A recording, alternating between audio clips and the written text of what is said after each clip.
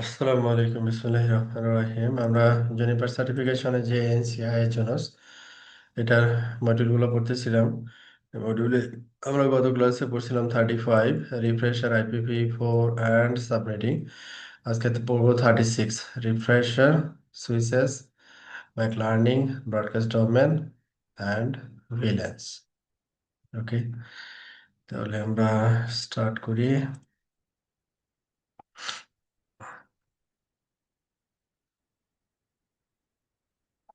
ওকে, তাহলে এখানে দেখি কি কি জিনিস আছে। এটা অলরেডি আমরা ভিলেন ক্রিয়েট করা, তারপরে হচ্ছে কিভাবে লার্ন করে, সুইচের বেসিক ফাংশনালিটি এগুলো অলরেডি জানি। জাস্ট একটু রিকল করা এখানে। যেমন এখানে প্রথমে তো যেটা বলা হচ্ছে যে difference between layer two and layer three switches. Layer two এবং লেয়ার থ্রি সুইচের ভিতরে basic difference, layer two functionality only আসে হচ্ছে লেয়ার টু তে, লেয়ার টু সুইচে, বাট লেয়ার থ্রি সুইচে লেয়ার টু এবং লেয়ার থ্রি বোথ ফাংশনালিটি আমরা পাই আর কি। How switches and host learn MAC address, dynamically connected ডিভাইসের ম্যাক অ্যাড্রেসকে লার্ন করে আর কি। তারপর VLAN virtual local area network, ভিলেনের concept already আমরা জানি আর কি। যেমন এখানে একটা layer three switch, layer three সুইচের সাথে মাল্টিপল ল্যান কানেক্ট করা আছে, corporate LAN, server LAN, guest LAN, হ্যাঁ। মাল্টিপল ভিলেনে এটা ডিভাইডেড আর কি। যেমন এখানে দুইটা দেওয়া হয়েছে, ভিলেন 10 এবং ভিলেন 20। একই লেয়ার টু নেটওয়ার্কে, আমাদের এখানে মাল্টিপল ভিলেন আমরা অ্যাপ্লাই করতে পারি আর কি। দ্যাট মিনস হচ্ছে একটা ফিজিক্যাল লেয়ার টু নেটওয়ার্কে আমরা মাল্টিপল ভিলেন অ্যাপ্লাই করতে পারি আর কি।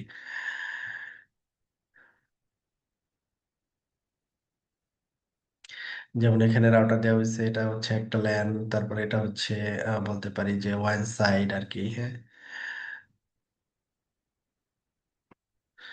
তো এখানে যেটা হয় যে যখন একটা ল্যানের একটা পিসি থেকে যখন আমরা ওয়েব সার্ভার অ্যাক্সেস করব,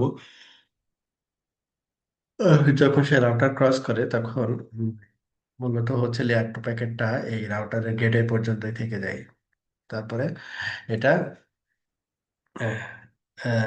রিরাইট হয়ে দেন হচ্ছে ডেস্টিনেশনে যায় আর কি basically.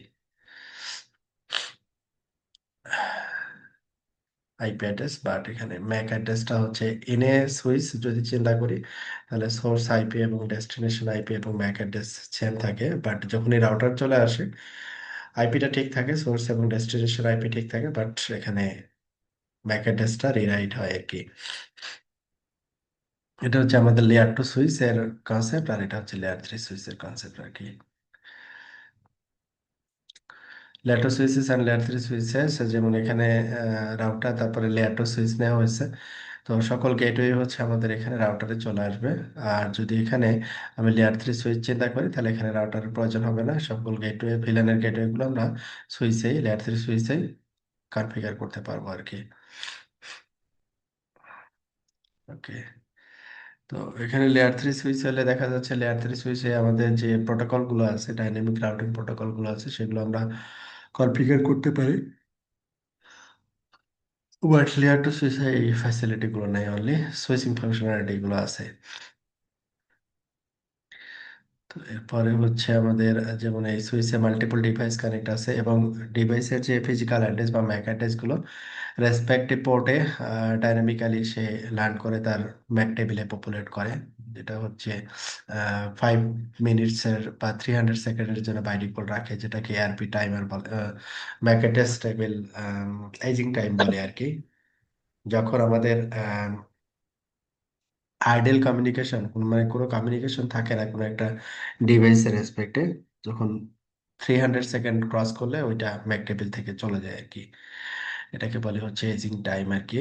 Switch and unknown Mac address, যদি সুইচ আননোন ম্যাক অ্যাড্রেস পাই, সেই ক্ষেত্রে হচ্ছে ওই ফ্রেমটাকে ইনকামিং পোর্ট ছাড়া আদার্স অল পোর্টে এটাকে ফ্লার্ট করে দেয়। এটা হচ্ছে আননোন ফ্রেমের ক্ষেত্রে এটা করে থাকে আর কি। Address IPv4 and address resolution protocol, যেটাকে এআরপি বলে থাকি আমরা। এআরপিটা হচ্ছে আমাদের কি যে, যেমন এখানে একটা রাউটার, এখানে সিঙ্গেল একটা ল্যানে মাল্টিপল পিসি কানেক্টেড। তো একটা পিসির যে গেটওয়ে আছে, তো ফার্স্ট টাইম যখন কমিউনিকেশন হয় নাই আর কি, তো ফার্স্ট টাইম যখন কমিউনিকেট করে, তখন হচ্ছে যেমন এখানে বলা হচ্ছে যে এআরপি রিকোয়েস্ট এইভাবে কাজ করে যে, উম, প্রথমে আইপি অ্যাড্রেস এখানে বলছে যে তার আইপি অ্যাড্রেস এটা, এবং তার ব্যাক অ্যাড্রেস হচ্ছে এটা। তো এইখানে জানতে চাচ্ছে যে 10.5K। হ্যাঁ, তো এখন 10.5K সেটা তো জানে না, সেক্ষেত্রে কি করতে হবে, তাকে ব্রডকাস্ট করতে হবে। হ্যাঁ, বা ম্যাকটাকে ফ্লাট করতে হবে। তো ব্রডকাস্ট করে যার বা যে ইন্টারফেসের আইপি 10.5, ওইখান থেকে একটা রিপ্লাই আসবে 10.5, এবং ওই ইন্টারফেসের ফিজিক্যাল অ্যাড্রেসের রিকোয়েস্ট আমরা এখানে পাবো আর কি। তখন এআরপি, এই হোস্টে এআরপিটা পপুলেট হবে আর কি, বা এআরপি টেবিলে এন্ট্রিটা চলে আসবে। দেন নেক্সট টাইম আর এই প্রসেসটা ফলো করা লাগবে না, সরাসরি সেই ইউনিকাস্ট প্যাকেটে কমিউনিকেট করতে পারবে, ব্রডকাস্ট প্যাকেটের প্রয়োজন হবে না আর কি, যেটাকে আমরা এআরপি বলে থাকি আর কি, অ্যাড্রেস রেজুলেশন প্রোটোকল। আর অন্যান্য আনডিজায়ার্ড পয়েন্ট থেকে এটা ডিসকার্ড হয়ে চলে আসবে, অনলি ডিজায়ার পয়েন্ট থেকে রেসপন্সটা পজিটিভ আসবে আর কি, বা অ্যাকনোলেজমেন্ট আসবে। মাল্টিকাস্টের ক্ষেত্রে আমরা যেটা করি বা করে থাকি যে, মাল্টিকাস্ট মূলত হচ্ছে আমাদের আম, যেটা হচ্ছে আইপিটিভি অথবা স্ট্রিমিং সার্ভিসের জন্য সাধারণত ব্যবহার করা হয়। ব্যান্ডউইথ ব্যান্ডউইথ কি কি বলে, অপটিমাম ব্যান্ডউইথ ইউজের জন্য। আর আরেকটা জিনিস হচ্ছে যেটা, যে মাল্টিকাস্ট যে আইপি রেঞ্জ আছে, ওই রেঞ্জটাই হচ্ছে মাল্টিকাস্ট আইপি, মানে মাল্টিকাস্ট ব্যবহার করে থাকে আর কি। এবং এখানে মাল্টিকাস্ট রাউটিং প্রোটোকল আছে, মাল্টিকাস্ট রাউটিং প্রোটোকল হিসেবে পিম ব্যবহার করা হয়, প্রোটোকল ইন্ডিপেন্ডেন্ট মাল্টিকাস্ট। তো এখানে মাল্টিকাস্টে যখন জয়েনের ব্যাপারটা আসে, তখন হচ্ছে মূলত এটাকে গ্রুপ জয়েন বলে থাকে। গ্রুপ জয়েন মিনস হচ্ছে যে এটা বেসিক্যালি একটা মাল্টিকাস্ট আইপি আর কি, এটাকে মাল্টিকাস্টে গ্রুপ বলা হয় আর কি। আর যে সোর্সে কমিউনিকেশন করা হয়, তো এমন হতে পারে যে আপনার আম, যে পিসিটা, যেটা কিনা আসলে সোর্সকে জানে না আর কি, হ্যাঁ, আইপিটিভি সার্ভারকে সে জানে না, তাহলে সেই ক্ষেত্রে সে যে রিকোয়েস্টটা করে সেটাকে বলে এএসএম। আর যদি স্পেসিফিক সোর্স জানে, তখন হচ্ছে রিকোয়েস্ট করে হচ্ছে এসএসএম, সোর্স স্পেসিফিক মাল্টিকাস্ট আর কি। এইভাবে আসলে ডিসকভারি মেকানিজম গুলো কাজ করে। এরপরে হচ্ছে এখানে ব্রডকাস্ট ডোমেনটা হচ্ছে আমরা যখন আম, এটা হচ্ছে সিঙ্গেল ব্রডকাস্ট ডোমেন। তো সিঙ্গেল ব্রডকাস্ট ডোমেনে অসুবিধা হচ্ছে যেটা, যে আমরা যদি চিন্তা করি যে এটা হচ্ছে সিঙ্গেল একটা ল্যান, সিঙ্গেল একটা ব্লক আমি এখানে ব্যবহার করতেছি। তো এটাকে সিঙ্গেল ব্রডকাস্ট ডোমেনে হচ্ছে সবগুলো পিসি কানেক্টেড। এখন এটাকে যদি আমরা সেগমেন্ট করে ছোট ছোট ভেঙে আলাদা আলাদা ভিলেন করে এটাকে ডেপ্লয় করি, তখন এটা আমরা ব্রডকাস্ট ডোমেনটা কি হয়ে যাচ্ছে, ছোট ছোট হয়ে যাচ্ছে। তাতে করে এখানে নেটওয়ার্কের সেগমেন্টটা হয়ে যাচ্ছে।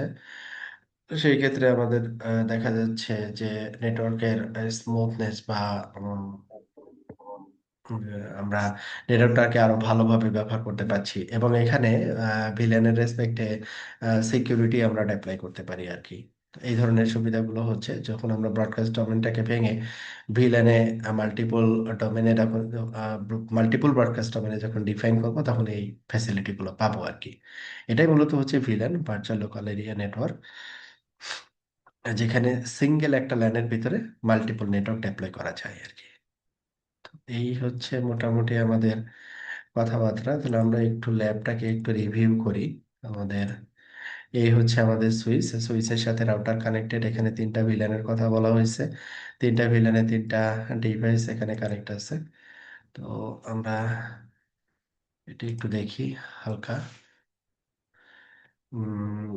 রুট 1 2 3, হোপফুলি, ও সরি, এটা ইউজার আইডি হচ্ছে রুট, পাসওয়ার্ড 1 2 3, CLI এডিট। তাহলে শো ডিসপ্লে সেট দেখি, বিপিএস কোনো configuration, show display set, previous কোনো কনফিগারেশন? ইয়েস, কনফিগারেশন অলরেডি আছে, এটা আমরা দেখছিলাম। তো ভিলেন আমরা ক্রিয়েট করি কিভাবে, যে সেট ভিলেন্স, ভিলেন আইডি, মানে ভিলেনের নেম তারপরে ভিলেন আইডি, এই কমান্ড দিয়ে। যেমন এখানে ভিলেন ক্রিয়েট করা হয়েছে 10 ভিলেন, তারপর 101, 102, 103, তারপরে 20 ভিলেন, 30 ভিলেন। হ্যাঁ, আচ্ছা, তো এটা হচ্ছে ভিলেন কিভাবে ক্রিয়েট করতে হয় সেটা। আচ্ছা, এরপরে হচ্ছে আমাদের যদি কোনো পোর্টকে আমরা হচ্ছে ট্রাঙ্ক করতে চাই, তো ট্রাঙ্ক আমাদের কোন পোর্টটা হবে, G0/0/2, এই পোর্টটা ট্রাঙ্ক পোর্ট হিসেবে আমরা কনফিগার করব, কারণ এটাতে মাল্টিপল ভিলেন কমিউনিকেট করবে আর কি। তো এই পোর্টটাকে আমরা ট্রাঙ্ক করতে করলে, ট্রাঙ্ক কনফিগার করতে হলে কি করতে হবে, interface unit 0 family 800 switching interface mode trunk, এবং এই ট্রাঙ্ক পোর্টে কি কি ভিলেন অ্যালাউ করব সেটা এইভাবে করে আমরা অ্যাসাইন করে দিব বা অ্যালাউ করে দিব আর কি। আর যদি এটা অ্যাক্সেস পোর্ট হয়, তাহলে আমরা বলবো ইন্টারফেস মোড অ্যাক্সেস, এবং কোন ভিলেন এটা অ্যাক্সেস করবে সেই ভিলেনটা এখানে অ্যাসাইন করে দিব। এই হচ্ছে আমাদের অ্যাক্সেস পোর্ট কনফিগারেশন, আর এটা হচ্ছে আমাদের ট্রাঙ্ক পোর্ট কনফিগারেশনের স্যাম্পল। ওকে, তাহলে এরপরে শো ইথারনেট সুইচিং টেবিল। তো এখানে আমরা টেবিলে কিছুই পাচ্ছি না, তো সেই ক্ষেত্রে আমরা যেটা করতে পারি, এগুলোতে দেখতে পারি যে root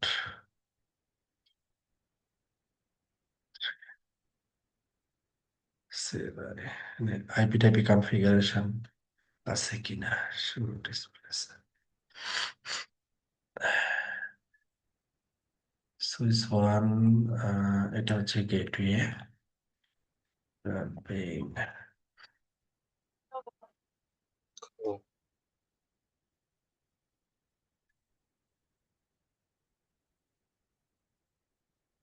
এটা হচ্ছে আমাদের পোর্ট G0/0/0। তো G0/0/0 শো ডিসপ্লে সেট,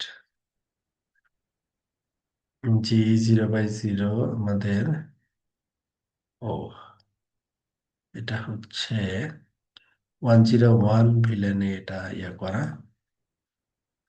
আচ্ছা, তাহলে আমাকে এখানে দেখতে হবে রাউটারের কনফিগারেশনটা ঠিক আছে কিনা।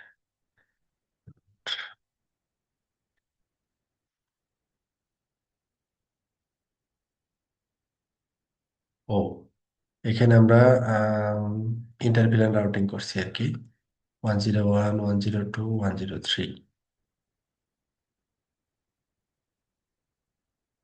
তাহলে এখানে আবার দিচ্ছি হচ্ছে 10, এই জন্য এটা পাচ্ছে না আর কি। তাহলে একটা কাজ করি আমরা, যে এইগুলা রিমুভ করে দিই।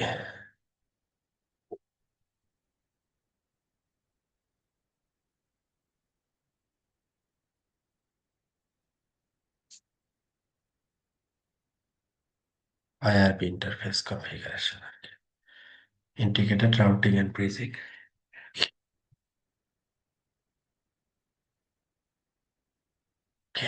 তাহলে এখানে আমাদের জিরো, এটা ছিল এইটা, এই ভিলেনটা কি হবে, এটা ডিলিট হবে। আর এখানে ভিলেন মেম্বার্স হবে হচ্ছে ভিলেন 10। ওকে,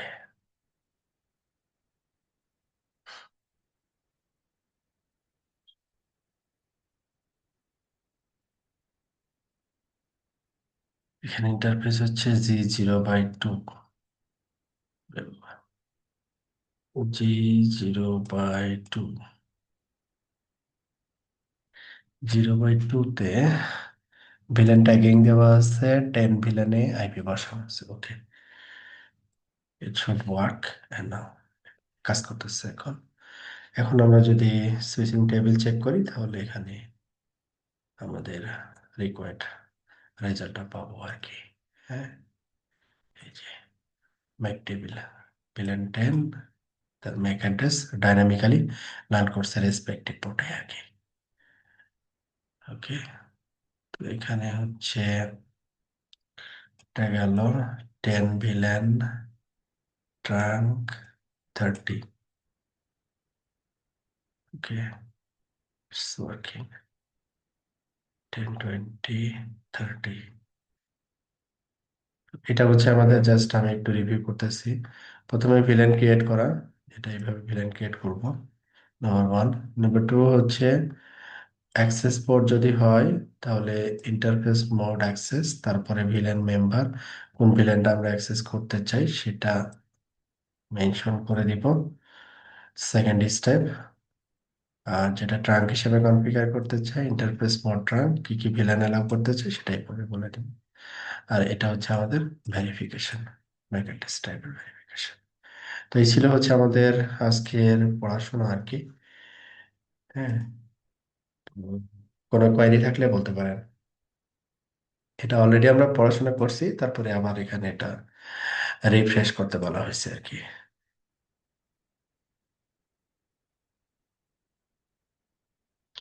ওকে, ঠিক আছে, তাহলে সামনের ক্লাসে আমরা আরেকটা চ্যাপ্টার আছে, টিসিপি এবং ইউডিপি প্রোটোকল এর কিছু বেসিক কনসেপ্ট এখানে আলোচনা করা হবে। তারপরে হচ্ছে আমরা অনলাইনে ভাউচার অ্যাসেসমেন্ট টেস্ট এ পার্টিসিপেট করবো আর কি। হ্যাঁ, যাতে করে আমরা 75% ভাউচার, মানে ডিসকাউন্ট ভাউচার জন্য পাই আর কি, সহজ কথা আর কি। হ্যাঁ, তারপরে সাথে সাথে 1 মাসের ভিতরে আর সবাই পরীক্ষা দিয়ে দিবেন আর কি। বুঝা গেছে?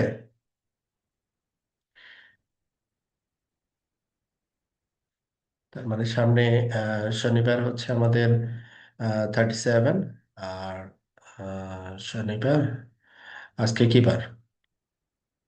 মঙ্গলবার, তাই না?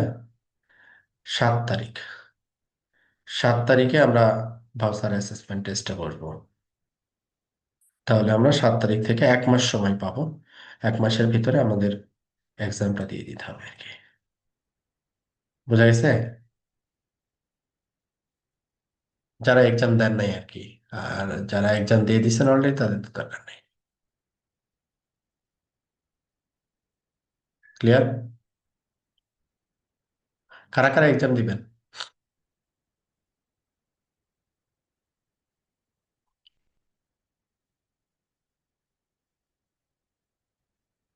ওকে, তাহলে নেক্সট ক্লাসে জানাইন আর কি, কারা কারা এক্সাম দিবেন আর কি। ওকে, ঠিক আছে।